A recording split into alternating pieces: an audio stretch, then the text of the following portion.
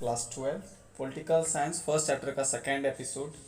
First episode में हमने बहुत कुछ पढ़ा था कि भारत की आज़ादी के बाद कौन कौन सी चुनौतियाँ थी। 3 चुनौतियाँ के बारे में हमने जाना। उसके बाद हमने विभाजन और विस्थापन पुनर्वास पढ़ा, विभाजन की प्रक्रिया पढ़ा। उसके बाद कुछ खान अब्दुल्ला गफ्फार खान के बारे में पढ़ा था। तो उसमें मैंने बताया था कि खान अब्दुल्ला गफ्फार खान को भारत रत्न और नोबेल पुरस्कार दिया गया। तो जो भारत रत्न दिया गया था, आपको याद रखना है 1987 में दिया गया था। ठीक है, 1987 में दिया गया था। और 1988 में खान अब्दुल्ला गफ्फार खान, जिनको सीमांत गांधी यानी जिसको फ्रंटायर गांधी, गांधी का दूसरा रूप कहते थे, उनका मृत्यु हो गया था 1988 में। ठीक है, तो ये चीज़ हमने देखा था फर्स्ट वीडियो में। अगर आपने नहीं देखा है तो आप बहुत कुछ भूल रहे हो और बहुत कुछ आप नहीं जान पाओगे। तो आप पहला वीडियो कंप्लीट कर लें, फिर उसके बाद दूसरा वीडियो आप देखना शुरू करें। ठीक है, तो उसमें हमने ये भी पढ़ा था विभाजन का क्या परिणाम था, द्विराष्ट्र सिद्धांत हमने पढ़ा था कि मुस्लिम लीग का क्या एम था, भारतीय राष्ट्रीय कांग्रेस जो थे पार्टी जो भारत में शासन कर रही थी, उनका क्या एम था देश को एकत्रित करने का। तो बहुत चीज़ हमने पढ़ा था। उसमें हमने पढ़ा कि आज़ादी के बाद। अब हम पढ़ेंगे कि भारत में आज़ादी के बाद जब हिंदू मुस्लिम को मार रहे थे, मुस्लिम हिंदू को मार रहे थे, पाकिस्तान में दोनों तरफ हिंसा हो रही थी, लोग विस्थापित हो रहे थे। उसका परिणाम हमने बताया, 10 लाख से ज़्यादा लोग मरे, 80 लाख से ज़्यादा लोग विस्थापित हुए। तो उसके बाद देश में हिंसक रहा। ऐसा नहीं है कि आज़ादी के बाद हम लोग खुशी मनाने लगे। ठीक है, तो उसके बाद हम देखेंगे। अब हमारा जो टॉपिक है, हमने पढ़ लिया, ये पढ़ लिया, ये भी पढ़ लिया, विभाजन की प्रक्रिया भी पढ़ लिया, विभाजन का परिणाम भी पढ़ लिया। अब हमें पढ़ना है गांधी की शहादत कैसे। गांधी का शहादत पहले तो आपको पता होना चाहिए कि महात्मा गांधी का जन्म कब हुआ। तो हमें कमेंट सेक्शन में आप बताइए कि महात्मा गांधी का जन्म कब हुआ। ठीक है, तो महात्मा गांधी 15 अगस्त 1947 के दिन जब आज़ाद हुआ, तो पूरा देश में से बहुत सारे लोगों के अंदर जश्न थी, आज़ादी की जश्न वह सेलिब्रेट कर रहे थे। लेकिन महात्मा गांधी इस जश्न कहीं भी जश्न का भाग नहीं बने। क्यों नहीं बने? क्योंकि देश में शांति स्थापित नहीं हुई थी। हिंदुस्तान में हिंदू मुस्लिम को मार रहे थे, पाकिस्तान में उधर हिंदू को मारे जा रही थी। तो इन सभी चीज़ को देखते हुए गांधी जी ने आज़ादी के किसी भी जश्न में भाग नहीं लिया। ठीक है, सांप्रदायिक हिंसा से उनके मन पे गहरी चोट लगी थी। वो नहीं चाहते थे कि ब्रिटिश इंडिया दो हिस्सा में बटे, बल्कि तो वो तो बट ही गया था। मुस्लिम लीग की बातें अंग्रेजों ने मान ली थी, दो हिस्सों में बांट दिया, लेकिन वो चाहते नहीं थी। उसके साथ अब मान लो कि बंटवारा हो भी गया, ठीक है, उनका तो अंदर से बहुत खराब फील हो ही रहा था। लेकिन उसके साथ साथ सांप्रदायिक हिंसा शुरू हो गई थी। हिंदू मुस्लिम को मारे थे, मुस्लिम हिंदू को मारे थे। गांधी जी दिल से चाहते थे कि मुसलमानों को भी भारत में गरिमापूर्ण जीवन मिले। ठीक है, जिस तरह हिंदुओं को मिल रहा है उसी तरह मुसलमानों को भी मिले। उन्होंने सबको एक तरह नागरिक समझा, यानी कि सबके साथ एक तरह का नागरिक समझा जाए, माना जाए, उनका ये कहना था। ठीक है, थोड़ा मिस्टेपिंग है, उसको आप ठीक कर लेंगे। गांधी जी भारत और पाकिस्तान के बीच आपसी संबंधों को लेकर गहरे चिंतित थी। बंटवारा तो हो ही गया था, अंग्रेज ने कर दिया, तो हम कुछ कर नहीं सकते। अपने एफर्ट 1947 से पहले जो लगाना था लगा लिया। लेकिन बंटवारा के बाद फिर भी चाहते थे कि गांधी जी कि भारत और पाकिस्तान के बीच संबंध जो अच्छे होने चाहिए। अगर एक घर का मान लो कि दो भाई है, उस घर में भाई भाई में किस तरह टूट होती है, तो पिता नहीं चाहेगा कि दोनों भाई इतने मतभेद करने लगे कि आपस में फिर जाए। भले ही टूट के अलग हो गए, लेकिन दोनों में एक संबंध भी एक होना चाहिए, है ना। तो वही गांधी जी चाहते थे। लेकिन इससे क्या हुआ, जो सिर्फ हिंदुस्तान को हिंदू राष्ट्र देखना चाहते थे कि जिस तरह मुसलमान के लिए पाकिस्तान बना है उसी तरह हिंदुस्तान सिर्फ हिंदू का हो, उन्हें गांधी जी से ईर्ष्या होने लगी।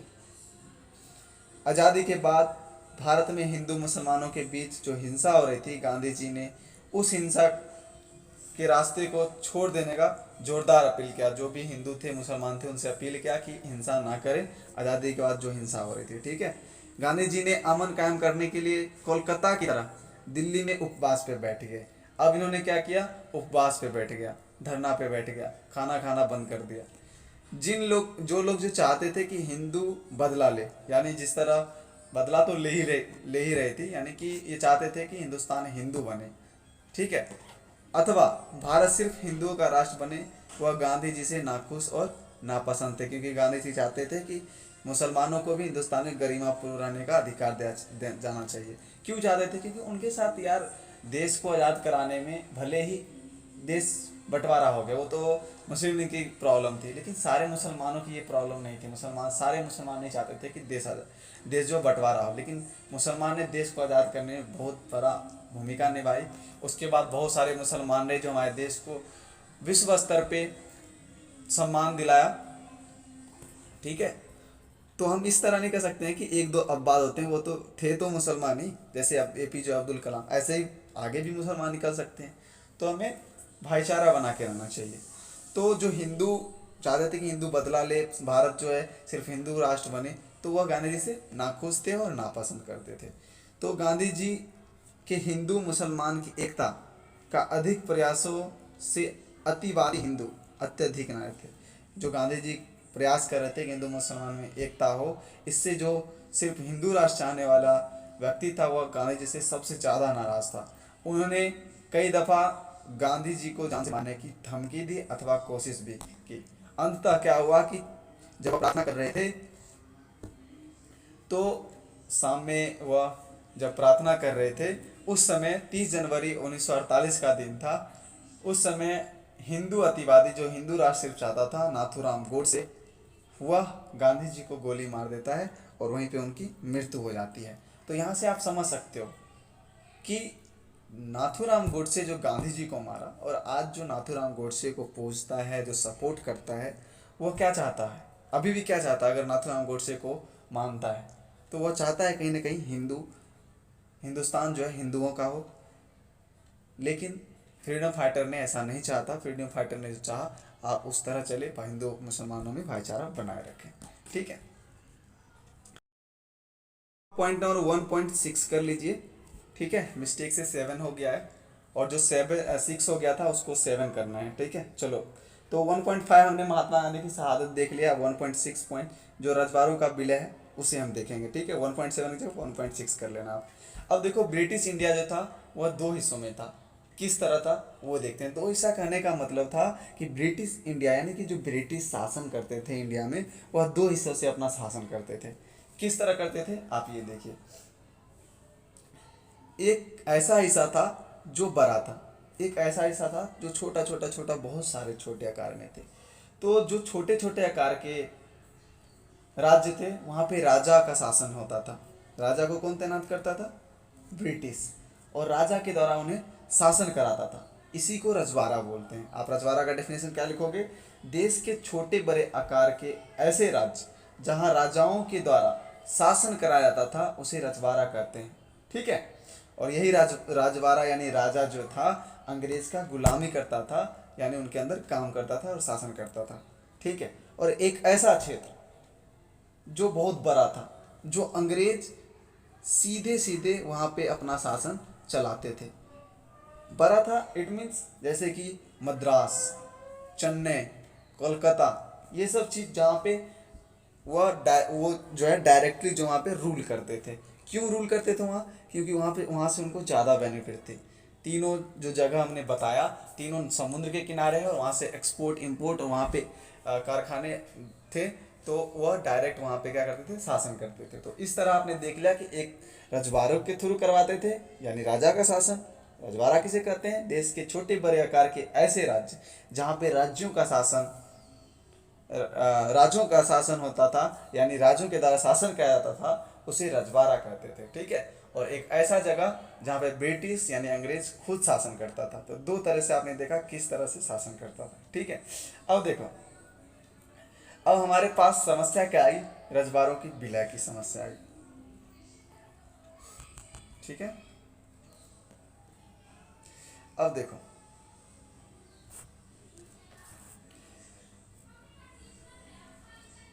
रजवाड़ा हमने बता दिया कि देश के छोटे छोटे आकार के ऐसे राज्य जहां अंग्रेज राजवाड़ों के माध्यम से, यहाँ राज्यों के माध्यम से या रजवाड़ों भी लिख सकते, रजवाड़ा यानी राजा के माध्यम से शासन करवाते थे, उसे रजवाड़ा। यहाँ पे राजा आप लिख लो, बेटर होगा, ठीक है। ठीक है, उसे रजवाड़ा कहते थे। आपसे ये 2 नंबर का ये पूछ सकता है। तो आपको ध्यान रखना होगा कि भारत में कुल 565 रजवाड़े थे। तो लगभग आप लिखना, ठीक है, लगभग आप जब भी लिखोगे, क्योंकि ये चीज़ हम करेक्ट नहीं बोल सकते हैं, लगभग अगर 1-2 ऐसे इधर उधर होगा तो आपको नंबर पूरा पूरा मिल जाएगा, लेकिन आपके एनसीईआरटी के अकॉर्डिंग 565। आज़ादी के पहले यानी 1947 जब हमारा देश आज़ाद होने वाला था, तो भाई देश आज़ाद होने, देश के अंतर्गत जितने राजा हैं तो वो भी तो आज़ाद होते, ठीक है। तो वह कहा कि अंग्रेज ने क्या कह दिया अपने घोषणा पत्र में, कहा भारत तो आज़ाद होगी होगी, लेकिन साथ साथ रजवाड़े भी ब्रिटिश अधीनता यानी प्रभुत्व से आज़ाद हो जाएगा। अब उन पे ब्रिटिश का कोई भी तरह का शासन नहीं होगा, रजवाड़े भी आज़ाद होंगे। लेकिन इसमें एक बात और कह दिया उसने कि रजवाड़ा चाहे तो भारत में मिल जाए या तो वह पाकिस्तान में मिल जाए, या तो वह इंडिपेंडेंट खुद अकेला रह सकता है। घोषणा पत्र में क्या कहा कि देश तो आज़ाद होगी लेकिन रजवाड़े भी आज़ाद होंगे। तो उन्होंने यह भी कह दिया था कि रजवाड़े अपने मर्जी से चाहे तो भारत में मिल जाए या तो पाकिस्तान में शामिल हो जाए, अदरवाइज वो चाहे तो इंडिपेंडेंट यानी स्वतंत्र रूप से अपने अस्तित्व में रह सकते हैं, किसी भी देश में मिलने की जरूरत नहीं है। यह राजा के रजवाड़ा के जो राजा हैं उन पे डिपेंड करता है। सबसे पहले त्रावणकोर के जो राजा थे, ठीक है, उन्होंने अपने देश को, अपने राज्य को, सॉरी देश नहीं, राज्य को आज़ाद रखने की बात कही और घोषणा की। उसके बाद हैदराबाद के जो राजा हैं जिसको निजाम कहा था, उनके हैदराबाद के राजा का नाम नहीं था निजाम, उनके पद को निजाम, जैसे खलीफा पद होता है ना, तो उसी तरह से। तो हैदराबाद के जो राजा थे जिसको निजाम कहा जाता था, वैसे हैदराबाद का राजा कौन था, तो निजाम, अगर ऑप्शन होगा तो निजाम मारेंगे आप। उन्होंने भी घोषणा कर दिया कि हम अपने राज्य को आज़ाद रखेंगे, इंडिपेंडेंट रखेंगे, किसी भी देश में नहीं मिलेंगे। अब देखो, अधिकतर जो रजवाड़े थे यानी जहाँ पे राजा का शासन होता था, वहाँ अलोकतांत्रिक तरीके से शासन चलाया जा रहा था। तो अगर अलोकतांत्रिक तरीके से वहाँ शासन चलाएगा तो क्या वह प्रजा अपने प्रजा को लोकतंत्र का अधिकार दे सकेगा? नहीं दे सकेगा। तो रजवाड़ों के जो शासक थे अपनी प्रजा को लोकतांत्रिक अधिकार देने के लिए मजबूर नहीं था।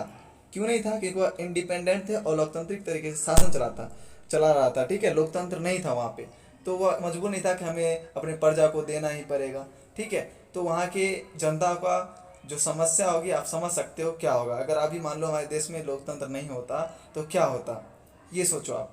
तो उसी तरह से वहाँ पे रजवाड़ा अपने मनमर्जी से चलाते थे, ठीक है।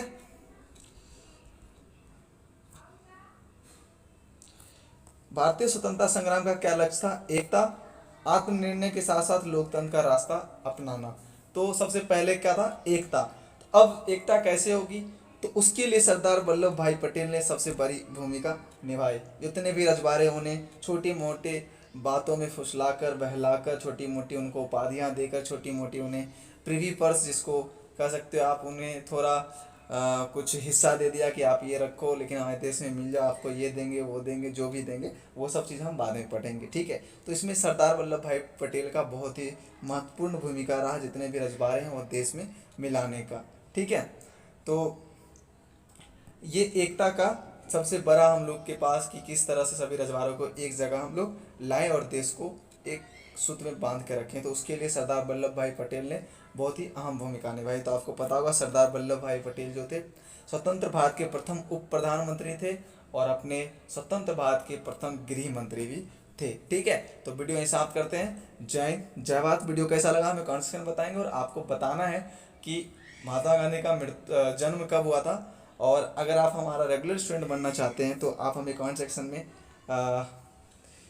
अपना नाम लिख सकते हो और आप कह सकते हो कि मुझे रेगुलर स्टूडेंट के रूप में रहना है। क्योंकि आप रेगुलर जब बन जाओगे तो आप कितना भी क्वेश्चन आप ग्रुप में कर सकोगे, हमसे पर्सनली कर सकोगे। अदरवाइज हमारा नंबर डिस्क्रिप्शन बॉक्स में है, आप वहाँ से हमें मैसेज कर सकते हो, ठीक है।